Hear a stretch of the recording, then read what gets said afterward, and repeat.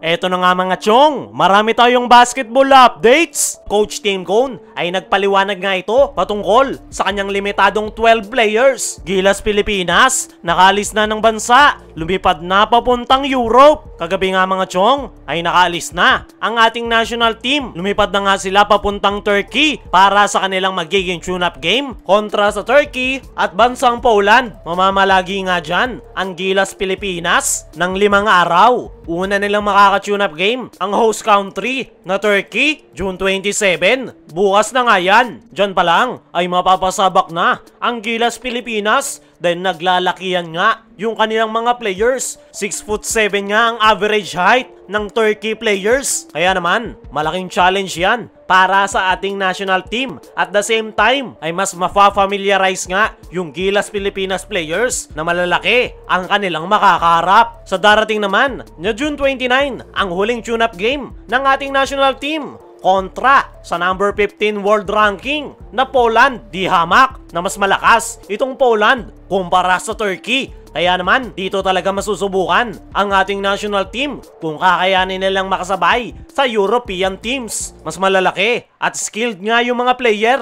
ng Poland. Talagang nakikipagsabayan sa mga bigating koponan. Kaya naman, panigurado, maraming matututunan ang Gilas Pilipinas sa kanilang magiging tune-up game kontra sa Turkey, lalong-lalo na dito sa Poland. Mabuti na lang talaga ay na-secure ng ating national team na makipag-tune up game sa mga bigating kupunan. Marami nga silang magi-gain na knowledge na pupwede nilang magamit once na magsimula na ang Olympic qualifying tournament. Kung nga na matapos yung tune-up game ng Gilas kontra Turkey at Poland, ay saka nga sila lilipad papuntang Latvia para sa opening ng Olympic qualifying tournament. Para sa akin mga chong, ay kahit limitado yung preparation ng ating national team, ay napakalaki nga ng in-improve ng pamamalakad sa Gilas. Simula ng hawakan ng San Miguel Corporation. Kung noon, si Chot Reyes ang head coach ng Gilas, ay wala nga gustong makipag-tune-up game dahil alam nga ng mga kupunan na wala silang makukuhang knowledge dahil sa sistema ni Chot Reyes na dribble drive hanggang matsugi. Pero ngayon, na SMC na ang umahawak sa Gilas at si Coach Tim Cone, ang head coach, ay maraming gustong makipag-tune up game sa Gilas Pilipinas dahil alam nila na mayroon silang magigain na knowledge dahil sa sistema ni Coach Tim Cone na triangle offense. Para sa akin mga chong, ay maliit ang chance ng Gilas na makapag-advance sa Olympics dahil mga bigating kupunan nga ang kanilang kaharap. Pero kahit na ganon, ay buo pa nga rin ng loob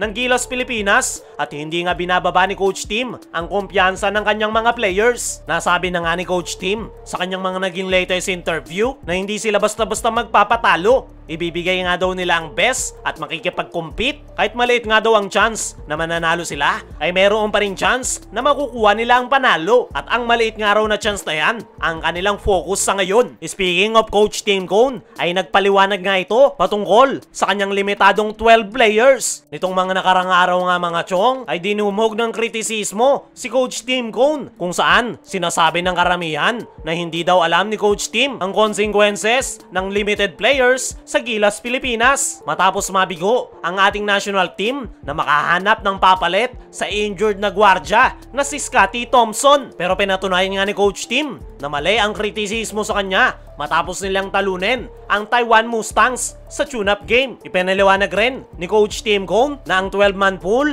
ay hindi pa siguradong lineup dahil in-expect niya na raw na magkakaroon ng mga injured yung mga players. At yan nga daw ang dahilan kung bakit nakalagay sa reserve list si Japet Aguilar at Mason Amos na pumalit kay Jamie Malonzo at AJ Edu. Ipinaliwanag rin ni Coach Tim Cone na mas gugustuhin niya nga raw na 12 players lang at mag-i-invite na lang ng player sakaling may tamaan ng injury kaysa bumuo ng 16-man pool at mag-cut ng mga players. Tama nga yung mga sinabi na yan ni Coach Tim Cone dahil nitong mga nakaraan nung si Chot Reyes, ang head coach ng Gilas Pilipinas, ay napakalaki ng Gilas pool at ginagawa pang drama. Ang resulta, nasisira daw yung kumpiyansa ng player na hindi napapasama sa official lineup. At yan nga ang dahilan kung bakit hindi bumubuo ng malaking Gilas pool si Coach Tim Cone. Sinagot rin ni Coach Tim Cone kung bakit wala nang dagdag player sa kanilang koponan matapos ma-injured si Scottie Thompson. Ang sagot nga ni Coach Tim ay meron nga daw silang mga players na kinausap gaya na lang ni RR Pugoy. Si Pugoy nga raw sana ang papalit kay Scottie, pero dahil nga raw sa walang visa si RR Pugoy ay hindi na daw nila ito na isama sa lineup. Marami pang araw players na nakausap sila Coach Tim Cone. Hindi na nga niya yung pinangalanan na isa-isa,